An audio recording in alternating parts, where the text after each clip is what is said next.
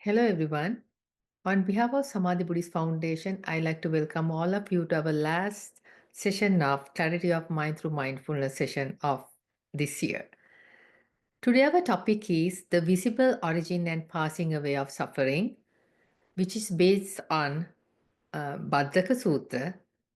And this is also another chapter in Bhikkhu Bodhi's book, In Buddha's Words. With great respect, I like to invite Most Venerable Panadure Chandarathana Thero to commence today's session. Thero and Sarnai Bante. Yeah, Thero and Shalika. So before we begin the program, so we'll spend few minutes uh, establishing mindfulness and spending our time in 4 foundations of mindfulness. So I invite all of you to sit comfortably and maintain a very relaxed posture. Calm down yourself and keep the head straight, neck also straight, shoulders relaxed, arms resting, and upper half of the body also straight. Now we are comfortably sitting, not standing, not lying down, not walking, but recognize the sitting posture. Currently, we are enjoying the sitting posture. So very comfortable sitting posture. And we don't need to think about the past, and we don't need to think about the future right now. So let's settle in the present.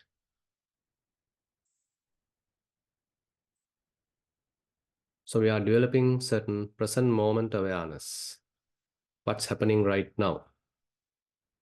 Establishing the mindfulness within the body. Body used as an anchor to this wandering mind.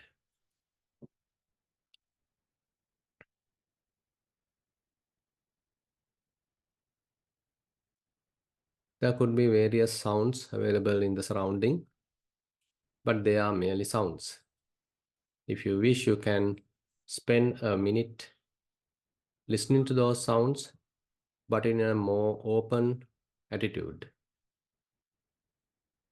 Different sounds happen, they simply appear and then disappear. We can simply be aware of the whole thing. Nothing specifically we need to pay attention. All are merely sounds.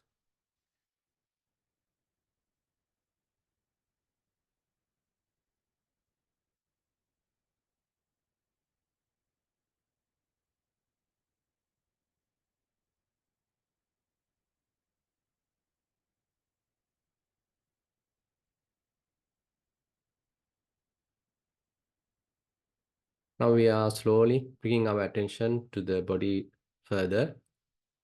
Our eyes are gently closed. There is a slight sensation at our eyelids. Lips are gently touching. There's a soft sensation there as well.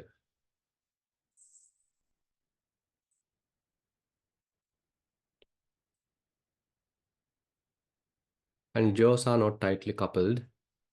They are released. And we are keeping our tongue at its root, not making any kind of a thrust.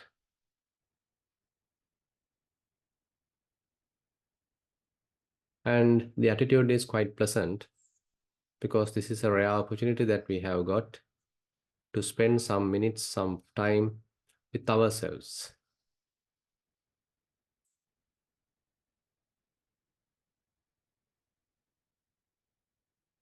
And we can maintain a slight smile as we are enjoying each and every moment wholeheartedly.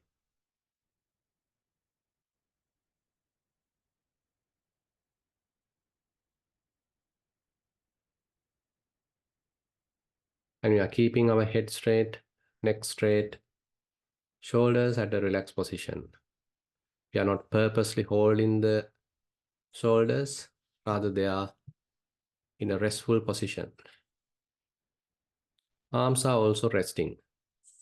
There is no any tightness in our arms. Upper half of the body straight. And probably we can recognize how clothes are touching the body. Here and there are certain tightness, maybe certain rubbing sensations. and we are covering our body with the clothes, and we can feel them.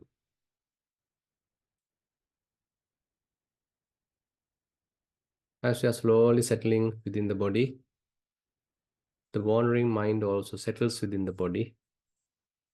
Wandering becomes less and less, and we are fairly established within the body. And we can feel how body breathing and how the rising and falling happens accordingly at the abdomen, maybe the blood circulation. Here and there may be little aches and pains. So we know that we are living, this body is living, and we can feel it, and not allowing the mind to wander and not allowing it to proliferate. And we basically settling in the present moment using the body.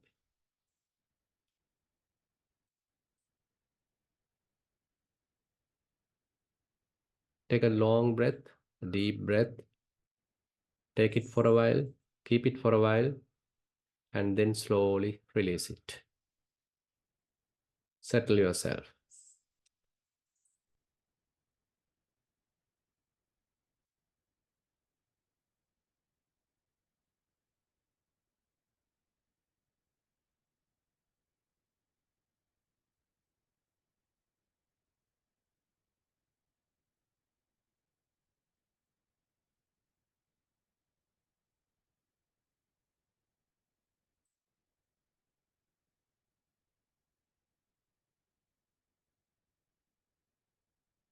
And as we are settling, let's keep our attention at the nostril.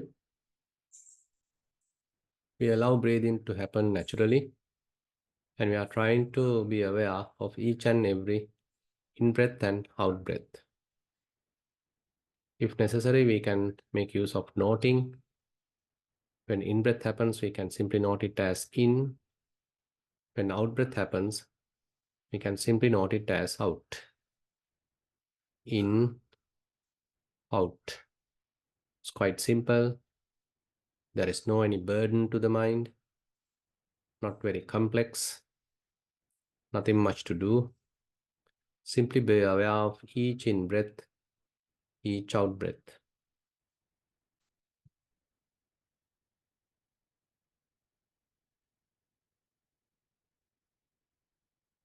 Once we are confident, we can pay some close attention to this breathing.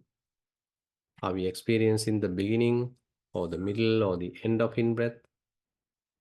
Are we experiencing the gap between in-breath and out-breath? Are we experiencing the middle, beginning, the middle, or the end of out-breath? Or are we experiencing the gap between out-breath and in-breath? As we are closely examining these little phases, may be evident to us.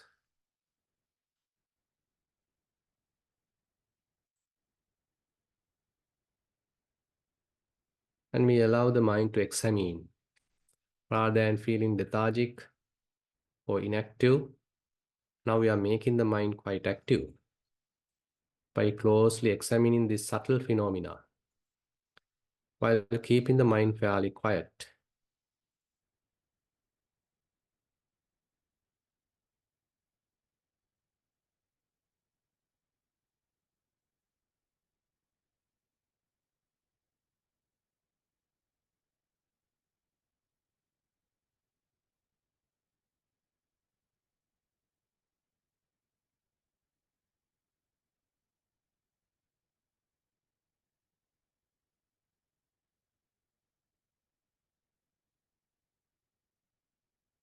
And as we are closely examining, probably there may be changes happening to the breath.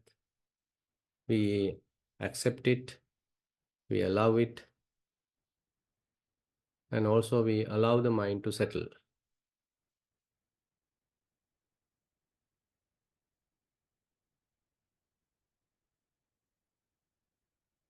Now the mindfulness also develops, concentration develops, and clear comprehension also develops. You are maintaining the mind in the present moment and only looks at the breathing process. So mind become fairly collected, concentrated, and also we do an examination, some subtle aspects of breathing.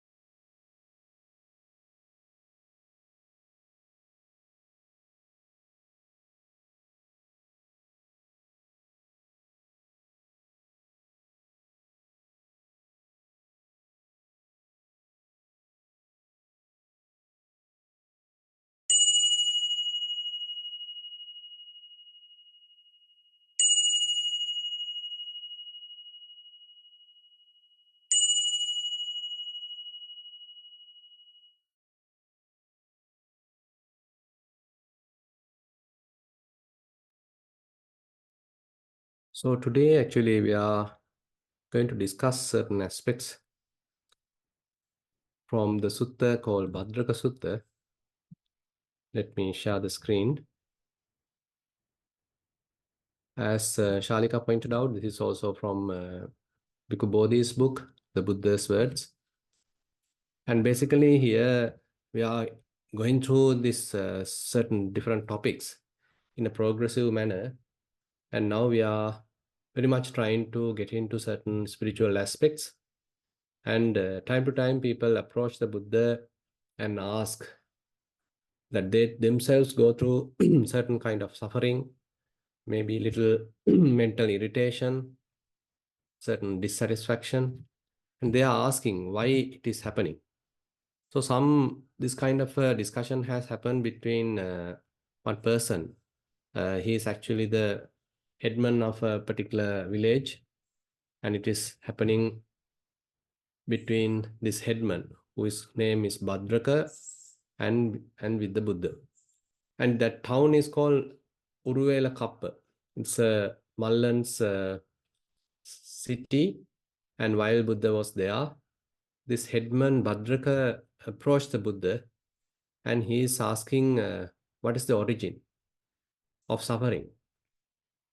So basically, Buddha give a kind of a uh, answer based on the present moment.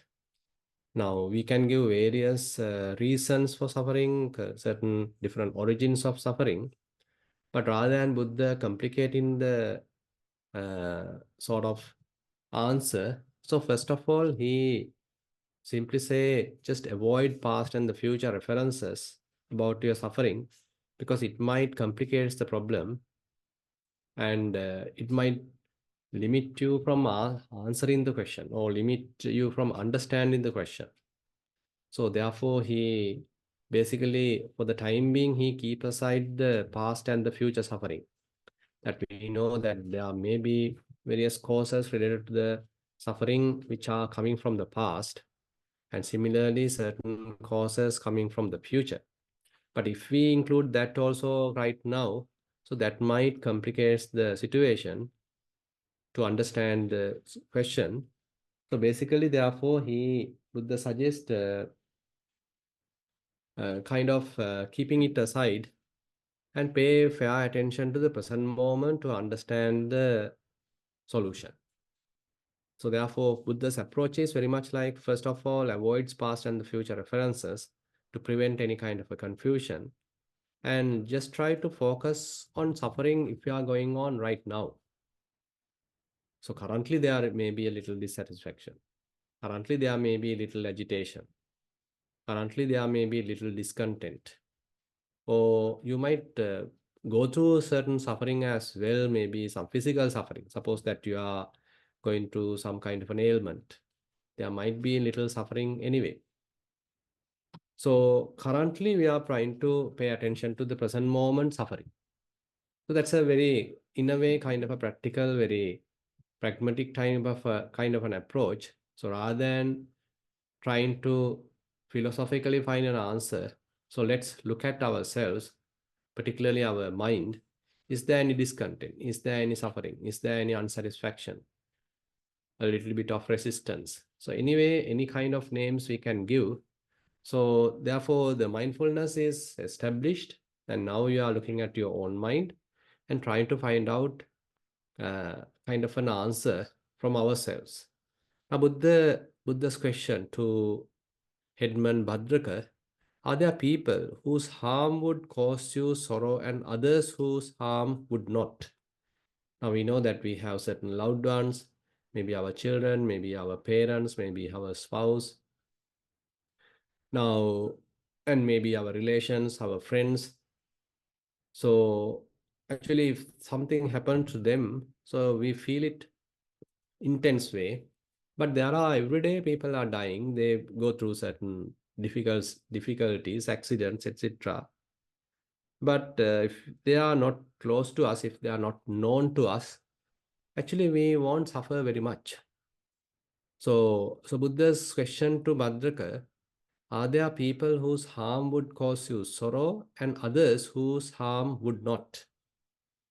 And Bhadraka says, yes, I have certain people who are close to me, who are dear to me. I really love them. And if something happened to them, then a fair amount of sorrow arises in me. But on the other hand, I have many others. Actually, I don't have much knowledge about them, and they are far from me, and I am not associating them. I don't know much about them. And if something goes wrong to them, I don't feel much.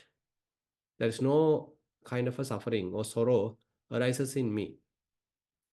So now Buddha is trying to get to the point, and he say, desire is the root of sorrow. Desire is the root of lamentation. Desire is the root of suffering.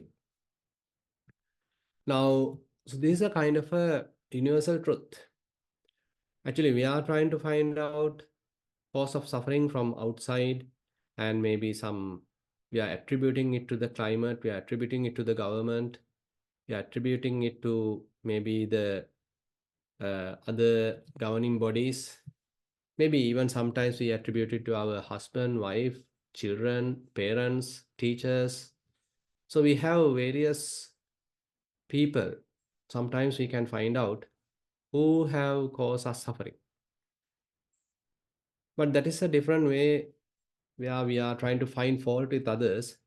Rather here, we are trying to look at ourselves mindfully in a within with a introspection, and there we are find out, is there any kind of inner desire prevailed in my mind which has caused me certain amount of suffering, certain kind of a frustration?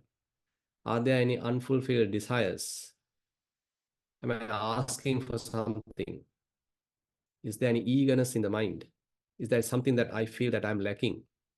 So whatever suffering arises, all that is rooted in desire, with desire as its source. Now, in order to practically apply this, so we need certain amount of mindfulness and introspection. So we need to look at ourselves, look at the mind.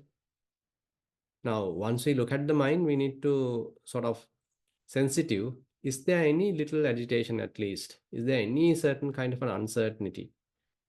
Is there any little discontent, unsatisfaction available in the mind? Reflect on the present experience of attachment and suffering to understand its application to past and future. Now, so once we are able to understand the present moment, and is there any suffering right now I am going through, and recognizing the cause for that suffering. as certain kind of a desire. I want things to be otherwise. I want things to happen in a different way rather than the way it is happening right now. I have a certain desire that things should happen some other way. Say, for example, in a particular country's political situation might change, but you wished something else. You voted for someone else, but he was not elected. Things have changed. And so you might suffer because there is a desire within you that you expect a certain way, but it didn't happen. It can cause certain kind of an agitation, unsatisfaction within the mind. Similarly, say for example, our children, we want them to behave the way we want, we like, but sometimes they can't. They act in a different way. And that cause us suffering, we as parents, as elders, as teachers. Similarly, sometimes our parents, they might go through certain severe, maybe illnesses, and they might act against our wish, against our certain desires. So basically, even them can cause certain suffering within us. And even our body, sometimes we want it to be quite healthy, but unfortunately, without our any invitation, certain illnesses come and invade the body. So basically, are we able to look at the body, look at the mind, look at the outside in such a way so that we are become somewhat aware about what's really going on? So rather than always finding fault with the outside, so can we stay in the present moment and look at the situation, recognize what's really going on? So that's actually bringing us to the present moment. And and if we are able to understand, okay, this currently, if there is certain suffering, it has come from a root which is based on certain desire, certain wanting, and the same thing has happened in the past as well. So if I have suffered in the past, the cause of suffering which has happened in the past also is the desire. Same thing happen in the future. In case I am going to suffer in the future, the same way, the cause is actually the desire. So likewise, in an inferential way, Buddha is inviting us to understand the cause of suffering as the desire, the craving, and particularly using it in the present moment, understanding it through some verification, through some practical approach, and then inferentially understanding it to the past and the future. So it is not through a book that now we are trying to understand. It is not that someone else is talking and now we are trying to sort of imagine or guess or to ponder. Rather, right now, using the present moment awareness, using certain mindfulness. So look at the mind and see, is there any suffering right now and what is the cause? Now, further, Buddha give an example to this Bhadraka, and he's asking, so do you have children? Yes, then Bhadraka says, yeah, I have the children. I have children. And there is one son that he is particularly having, who is very much like his life. And when he is going away, now say for example, this son is going to some other place. Now Bhadraka is saying that I am then sending another man to inquire about the situation of my son. Is he doing good? Is he is really well? Is there is no any issue? So likewise, I am always looking after him, pondering about him, and worried about him. Now, say for example, you are sending your child to the university. So once he go there, probably you are still thinking about him. Has he gone through the proper examination? Was he able to meet his colleagues? Was he able to attend to the classes? Was he able to properly go through the manners or the rules and regulations? Are there any issues in the tuition fees? Or are there any issues while he is associating with the others?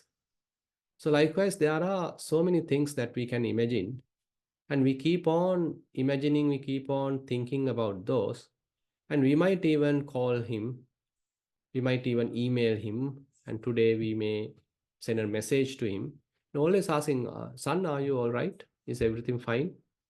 So we want to be sure that the son is doing really well. Say, for example, you are leaving your house and going to your office, but you are a little concerned about what's happening at your home. Maybe your son is at your home, maybe your elderly parents are at your home, and you are so much concerned about them. And time to time, you give a call, you are talking to a servant or caretaker and trying to figure out whether everything is fine with my mom, everything's fine with my father. So, likewise, so we are so concerned. So, now Bhadraka similarly mentioned, so I have my son. So I feel a little anxious when I'm going away or when he's going away. So in case he's harmed, he's going through some trouble, I feel intense sorrow. Now Buddha further mentioned, so this attachment illustrates how desire for loved ones leads to suffering. Now he is your son. You are so attached to him and you are so concerned about him. And in case he go through certain kind of a bad situation, a kind of a harmful situation, then you feel really anxious, you feel really threatened, sorrow, lamentation, all can happen within you. So then he's asking another interesting question. How about your wife? So, and then actually Bhadraka accepts, telling that, so she was there, but before I recognize him, before I start kind of a companionship with him, with her, I didn't have any issue. So I didn't know her, basically. Now, from today's term, suppose that you are going to the university and you start a affair, a love affair. And before that love affair, this whatever your fiancé, he or she is doing something else and going through some other activities. You don't know about that, and you didn't have any suffering either. You didn't want to concern about him or her. But now, after this affair, after this association, now slowly, there's an affection builds up, and now you start fairly concerned about him, concerned about her, and these different feelings are also developing, affectionate feelings are also developing. Now you can't live without her, now you can't live without him. So afterwards, now say you get married. Now Bhadraka, now assume your wife falls sick or there is a kind of a harm befall on her. So what happened to you? And then Bhadraka is saying, oh, it's almost like my life has ended. My life will be quite futile in case something happened to her.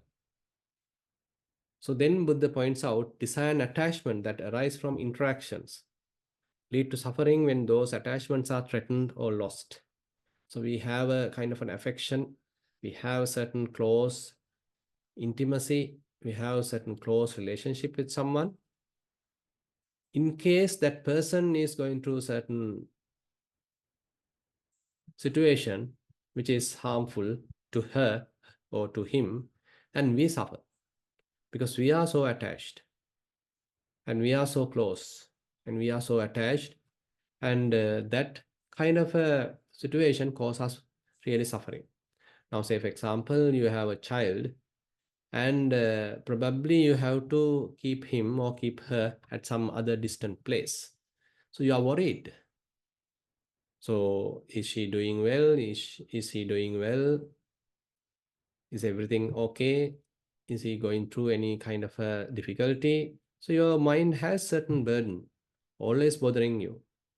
So likewise, either your wife, husband, child, parent, so all that are very close people to us, and that close affection, that attachment, that desire, so ultimately cause certain irritation in the mind, suffering in the mind, dissatisfaction in the mind. So recognizing this desire as the cause of suffering. Now here the Buddha's core teaching is the desire as the root of suffering. And without desire, there is no sorrow, lamentation, no despair. Now we need to look at within us, by the way. Now people can come up with various political solutions, various some infrastructure solution, or changing the system, finding other places. So many different alternatives are available, but still the unsatisfaction may be available within the mind. So that's the issue. You might switch to some other house, you might migrate to another country. Still, you have certain affection towards someone, a desire towards someone, attachment towards someone. It can cause suffering. Either you change the situation, either you shift to another place. There may be a temporary relief, but in the long run, once we develop certain attachment to the other people, new people, they now become close to us. Now we start concerned about them.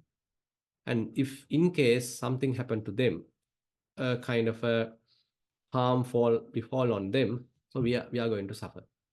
So therefore, this attachment, so this desire, this kind of a binding is the root of suffering. Now, this is actually the second noble truth. Probably you can remember when we were discussing the Noble Eightfold Path, the Four Noble Truths. So, within the Four Noble Truths, the first truth is the suffering, the second is the cause of suffering. And there also Buddha explained this as the tanha, the craving. The noble truth of suffering, we may consider it as the, say, five aggregates, five clinging aggregates, and later understanding the cause of suffering as the tanha, the craving. Now, if we look at the from a little different angle, now say while you are practicing satipatthana, the mindfulness practice, what are we trying to do? So basically, the first step may be to establish mindfulness so that our mind does not wander, and trying to establish our mindfulness using the body maybe, and then develop certain amount of concentration, focused attention. And now you start kind of an examination, a clear investigation. So this clear investigation is actually help us to understand the body. So this whole process is trying to understand suffering. So this form clinging aggregate is part of the suffering. Actually, five clinging aggregates are the suffering. Now we are trying to understand the form clinging aggregate. Now, say for example, you are practicing Vedananupassana. So there are different kinds of feelings. There are pleasurable feelings, painful feelings, equanimous feelings. Now, trying to understand different feelings, also a kind of an examination towards the suffering. And say you have different thoughts, and sometimes overthinking, worrying, all those different thoughts are there, and you are trying to understand those thoughts, how they are rising, how they are changing, how they are disappearing, and how they are weaving thoughts, connecting to the other. So likewise, about many different thoughts we are trying to understand. So that is also trying to understand the suffering. Similarly, there are different perceptions in the mind, and through our senses, we are trying to know about the outside world. Through our eyes, we are trying to know the sights. Through our ears, we are trying to know the sounds. Through our nose, we try to know the odors. And through the tongue, we know trying to know the taste. Through the body, we want to know the tactiles. And then through the mind, we want to know various mental objects. There also we are trying to investigate. So this investigation also trying to figure out the suffering. Now, basically, the point is more and more we do the investigation, we are trying to investigate the suffering. This whole five clinging aggregates is therefore Buddha summarized telling, okay, this is the suffering. Panchupadana Khanda Dukkha. So these five playing aggregates is the suffering. So the Buddha's statement with respect to the first noble truth is that you should thoroughly understanding it. So dukkhang arya satchang parinyaya. You should thoroughly know it. You have to pay attention to it. You need to know it right now. So that is what actually Buddha points out here to Bhadraka also. Currently, is there any suffering right now in your mind? So same instruction actually. So when we are talking from the first noble truth, probably we might feel it little alienated. But when we are looking at from our mind, we paying attention to the mind and trying to figure out, is there any agitation? Is there any suffering? Is there any unsatisfaction? Any kind of a frustration right now available? So we are trying to understand the suffering in a comprehensive way. So first noble truth. So the first noble truth has to be thoroughly investigated. Dukkhang arya satchang parinyaya. So typical approach is we want to get rid of suffering. So we want to get rid of suffering. We are not eager to look at it, stand. So basically, step back and look at it. So that's not an approach that we typically take. So there is a pain. I want to get rid of it. I don't want it. Why am I suffering? So this is how we typically interpret it. But now the approach is we are looking at the suffering as an object. It has become somewhat external to us. There is suffering. There is suffering. Rather than I am suffering, there is suffering. So the change of perspective is extremely important here. So typically the issue is we try to own the suffering. We are identifying with the suffering. I am suffering. That is the wrong approach. The more we approach like that, more we suffer. There won't be a proper solution. Now the proper approach is there is suffering. There are bodily pains. There are bodily aches. There are various mental thoughts. There are various bodily reactions, actions, activities, maybe elements, characteristics. There are different feelings. There are thoughts. There are intentions. There are perceptions. There are various cognitions. So likewise, you are putting from a different angle. You are looking from a different angle. There is suffering. There are different kinds of worries. There are different kinds of thoughts. There are little kind of agitations. So there are. So now it has become somewhat kind of external to us. So we are looking from a different angle now. So there is suffering. Now, if we are looking like that, then probably we can understand the cause of suffering. There is suffering, and what is the cause of suffering? So there is suffering, there is agitation right now in the mind, expecting maybe my financial situation to be pretty good. There is a little agitation in the mind, expecting it. Now the cause is this expectation. The cause is this desire. Currently the situation is different, but I am expecting something else. I am expecting something different. So in a way, we have to step back and watch the situation in a more objective way. Rather than identifying with it, we have to look at from a more objective way. And more we look at like that, then there's a kind of a separation happens and the vicious cycle start breaking, and we may be able to understand the real cause. So rather than we interfere, rather than we are trying to intervene, now we have step back, step out of the situation, and we now look at the situation from a different point of view. There is a fair situation, fair chance for us to look at it properly in an unbiased way, and now understanding, okay, this is the cause of suffering. Assume that there is a desire that you understood, okay, this desire is what causing me suffering. This expectation is what causing the suffering. This kind of a craving is there. So this is what causing the suffering. So what next we need to do? Okay, let it go. abandon it.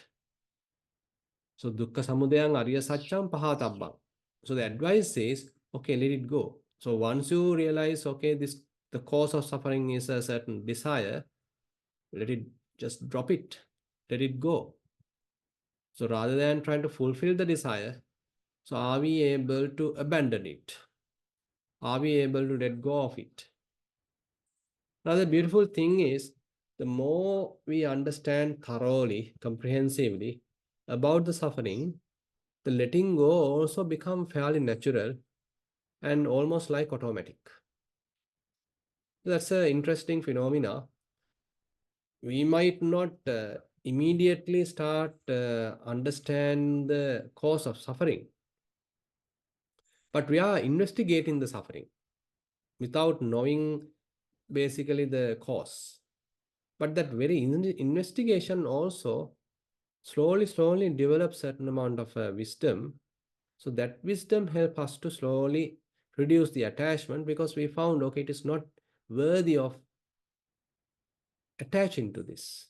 Nothing is there. It is a kind of a futile. It is kind of hollow. It's empty. There is nothing substantial. There is no essence. So if we, through our investigation, through our close examination, if we understand that there is nothing there, then why am I desiring it? So naturally, a kind of a letting go process develops. Naturally, kind of a disenchantment develops. Naturally, kind of a detachment develops.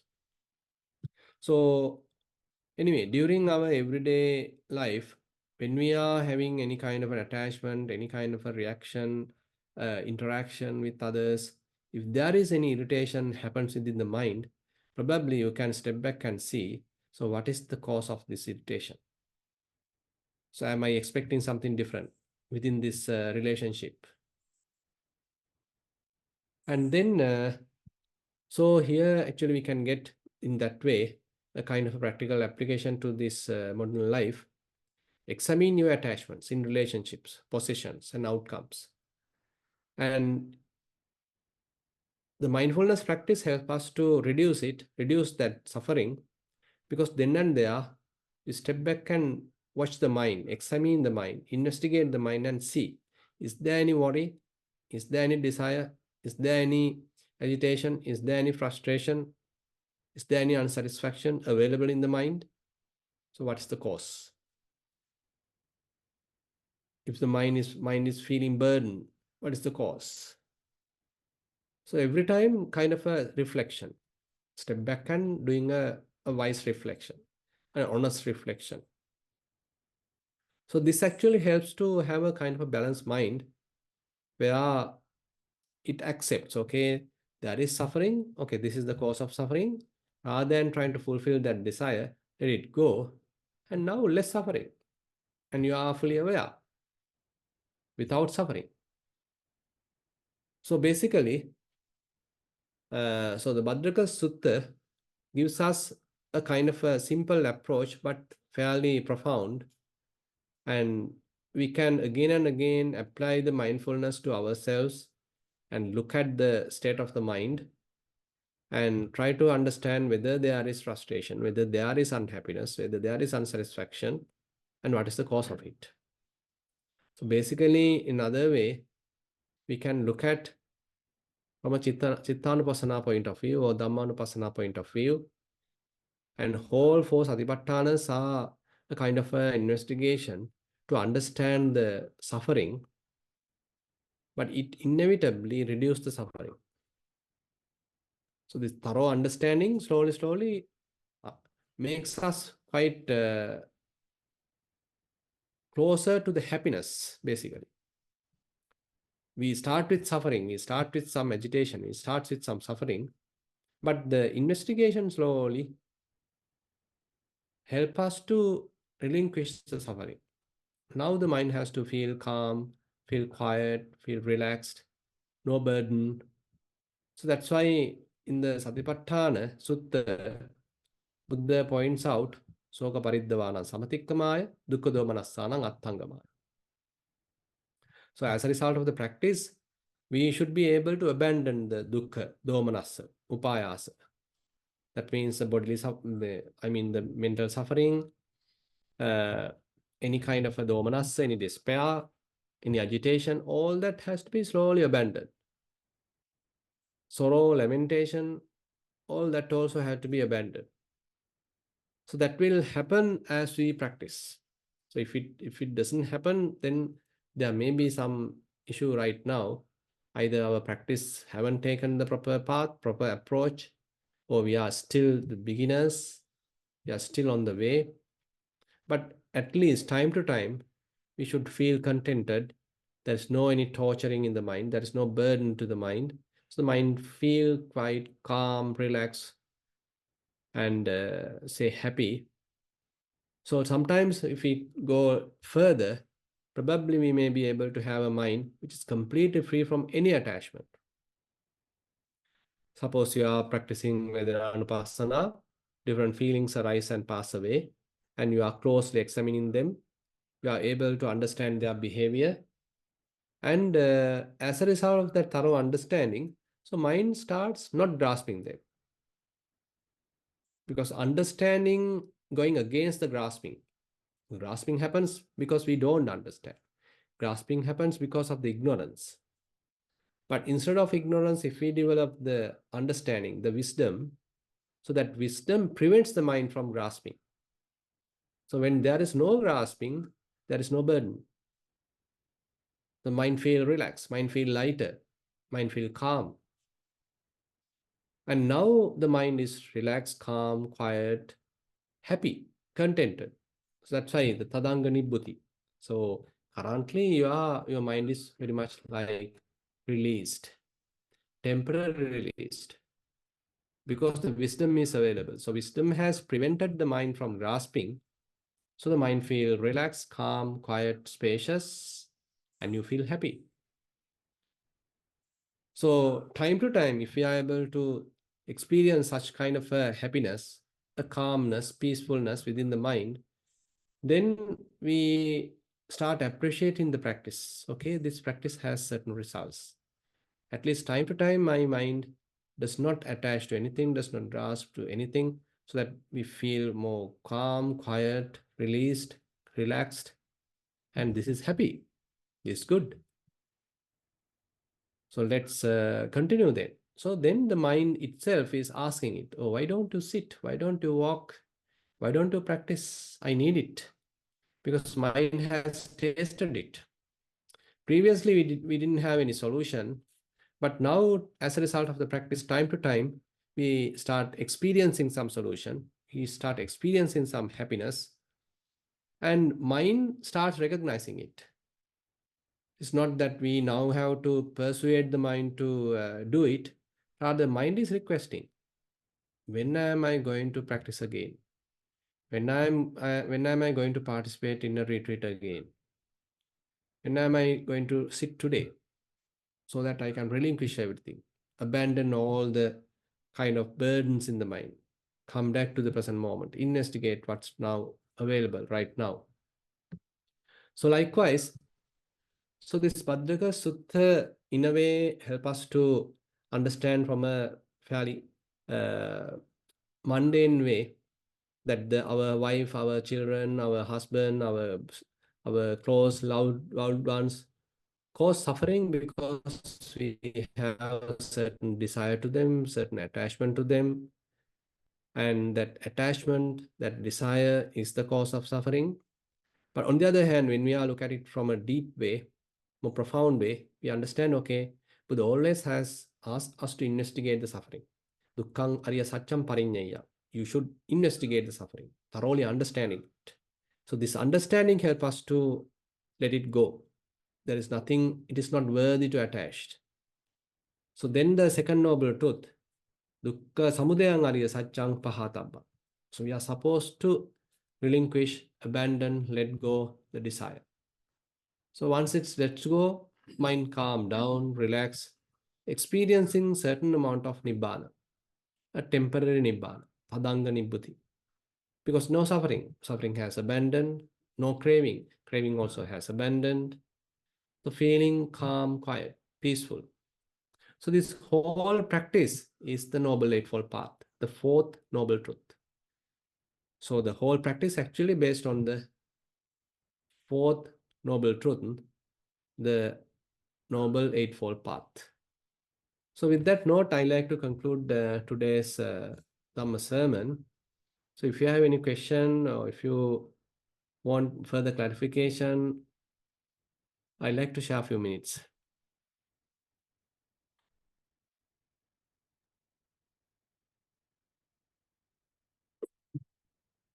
Ashini, you can unmute and present your question. Yes.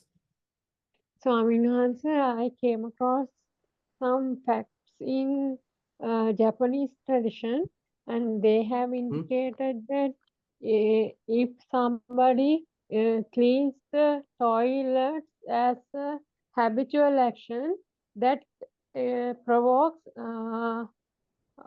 humility, humbleness, and it also enhances one's sociability. So, Swaminhansa, I was very happy because despite of meditational help of improving qualities in ourselves, if we can cultivate good qualities through work like that, it is very easy rather than meditating, because for a person like me who has troubles in meditating. So could you please tell me some more work that we can do in order to cultivate good qualities within ourselves? Yeah, true. I mean, you can do that cleaning also mindfully. Then you have another benefit. So that's why sometimes even to the monks, Buddha admonish, okay, monks, you should do certain duties. There are duties towards the teacher, duties at the shrine room, duties at the, say, refectory, uh, and say cleaning the paths, attending to others, and maybe doing the Dhamma sermons, etc. etc. So much of different duties are listed in the Vinaya. So typically it is encouraged to do because it is not a kind of a complete inactive state that Buddha advocate. Rather, he asked the monks, okay, monks, you should do your duties. Once you are doing honestly those duties, then your sila will be more cleansed. Your sila will be more strengthened. So likewise, so suppose that you are teaching someone. So that also a kind of a duty that you are doing, a little help that you are doing. In one sense, they are helping him to navigate in the proper path or to abandon the ignorance. On the other hand, say you are strengthening certain capacity within you. So that's developing certain potential within oneself and helping us to have good qualities, good skills. So actually, I feel it's better to include mindfulness also to this picture, rather than unmindfully do the duties, rather than unmindfully do various activities. We should insert mindfulness also to the picture. So you are cleaning the garden, sweeping it. So you should do it with certain amount of mindfulness, because otherwise you can sweep it while allowing the mind to wander. There is no much benefit in that way. I mean, there is certain karma, good karma anyway accumulated, but if we are doing it mindfully, then certain spiritual aspect is also there to this little task. Typically, we don't consider, say, sweeping the garden is something really a wholesome task or really beneficial task, because it doesn't have too much of an excitement, too much brain involvement. It's a very simple, ordinary task. But if we include mindfulness into the picture, it becomes really a fresh, uh, say, opportunity for us to develop certain spiritual faculties. I admit that Swaminathan, the final question I want to ask Abhanse is that Swaminathan, how to cultivate a carefree mind? Swaminathan, I'm asking you this because I have a very sensitive heart and I get hurt easily. Not now, it is not as before. Now there's a bit of improvement, but that of course is not much considerable. Could you please give me an advice to that, Swami? A carefree mind? What's the talk? What's the point? Swaminathan, mind, carefree mind means one who doesn't care about anything. That means opposite of becoming so sensitive. No, I don't think that that is the approach. So it is not that one has to become quite blunt or say callous kind of to the situation. Rather, you may be sensitive. At the same time, there is certain inner wisdom helping you to maintain the kind of a balance. Because you, through the investigation, you understood, okay, things are like this. The situations are quite vulnerable. These condition phenomena are utterly transient. So that has a thorough understanding, as an inner rooted understanding, if it is operating within the mind, even though the mind is sensitive, it can bear things. It has a kind of a cushion to absorb it. So there is certain situation happen, there is certain vulnerability happen, uh, kind of oscillation happen, an impact happen, but the inner understanding can absorb it, kind of a shock absorber. It is not that we are trying to be insensitive, rather the sensitivity may be even further improved, but the inner understanding, the thorough understanding being developed, help us to sort of mitigate the impact. It develops the resilience. And therefore, I feel that is the approach that Buddha is talking, not that he wants us to be not caring or insensitive. Rather, let's develop the sensitivity, but with wisdom. Wisdom appearing or uh, wisdom operating as this a very uh, broad shock absorber like thing. Swaminathan, does that happen through listening to Dhamma sermons and meditating only? Uh, you can read books also, inner reflection. So, I mean, understanding can happen many different ways. But anyway, here I'm not talking the mere superficial reading and superficial hearing. It can only have certain impact anyway.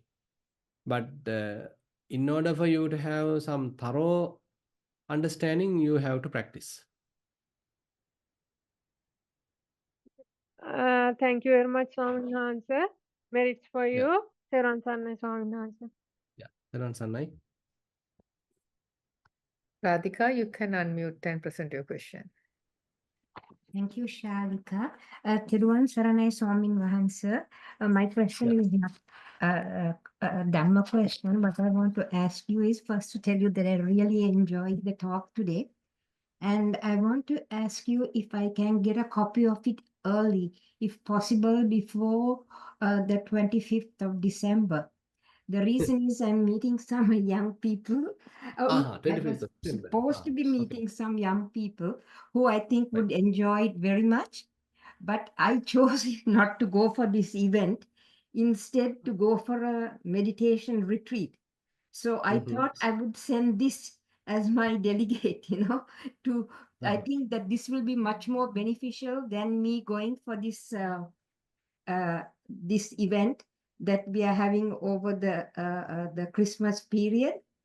So if I normally I know you give it when Shalika sends out her thing. I was wondering if I could get it, and if so, I would like to share it with some other people. Of course, I'm going to say it's your recording and your notes, if it is Yeah. possible. So, yeah, If I not, can it would send the be notes. Yeah, I can send the notes to Shalika immediately, right. and Shalika have to look into the possibility of getting the recording anyway. Oh, okay. Thank you so much, Shalika. So if I can get it before the 25th, that'll be great. If not, I'm back only after January 5th. So then that means they are going to have just a good time over the holidays. I want to send them this so that they have something to think of, even though I'm not there.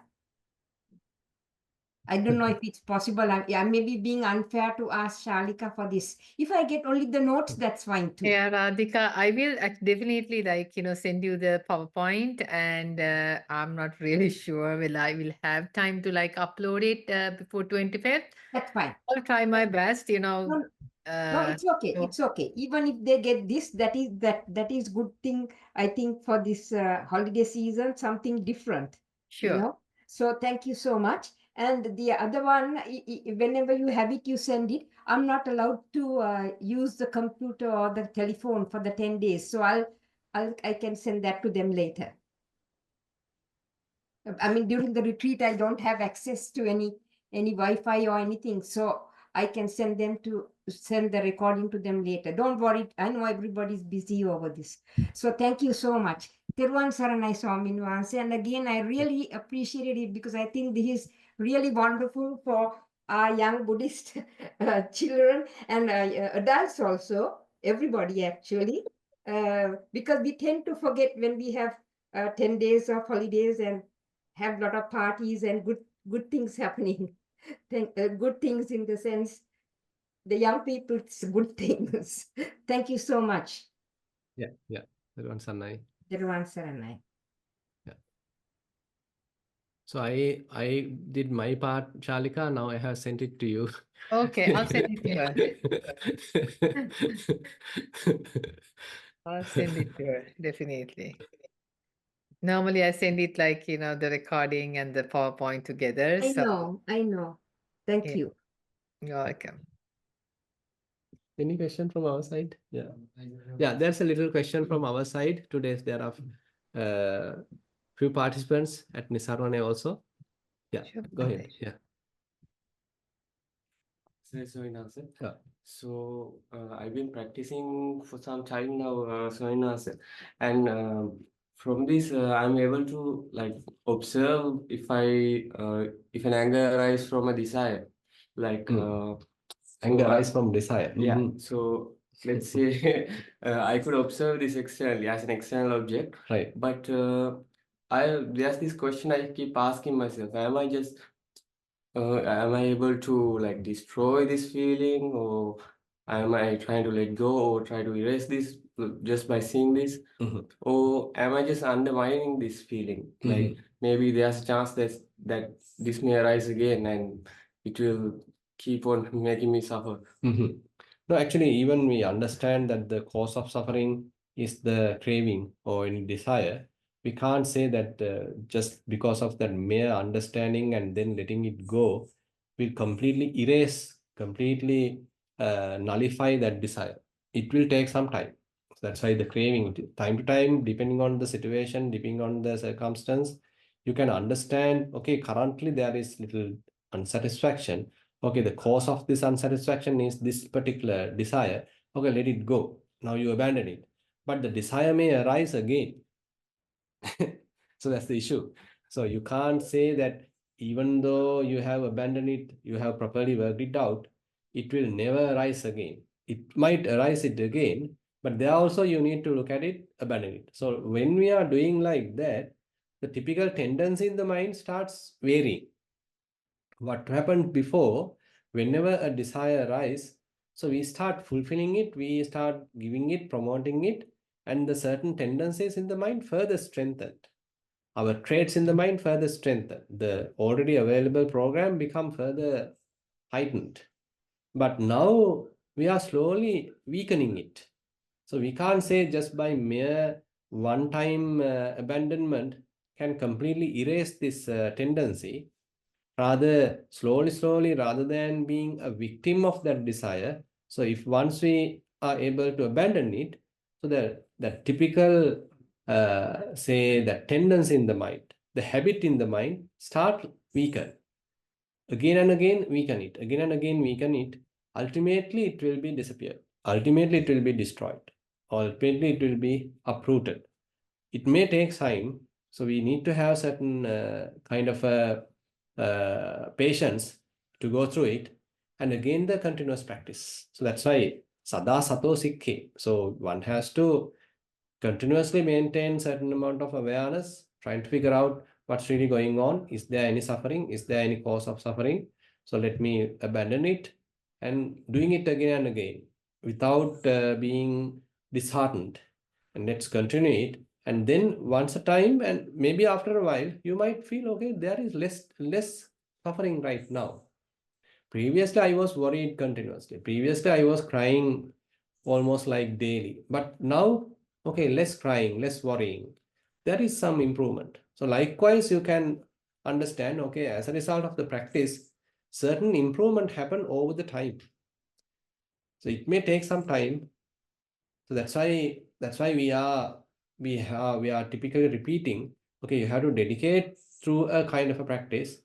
Be mindful every time, figure out what is the suffering, understand the cause, let it go again and again. Understood. Fine. So be patient, but practice. Thank you so much. Yeah.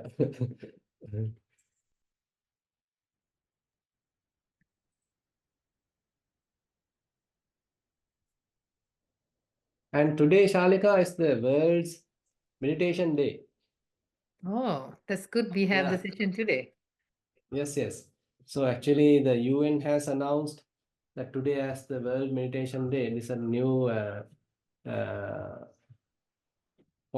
event that they actually has announced, and there's another program actually scheduled today, organized by University of Colombo, and I am also participating, giving them a little practice session, and few others are also participating from different countries, and probably I can share with you all the poster.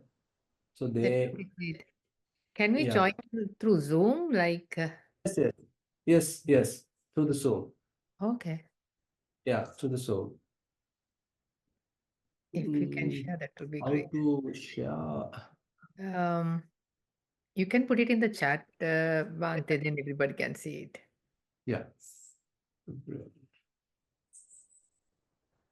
I can show it to you just to share it, just to give Actually, you going to a do that. point. Yeah.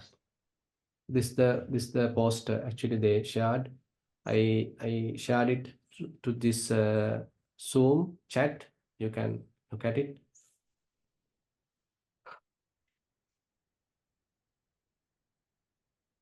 Oh, anyway, they are telling the registration will close at 4 p.m. on 20th December.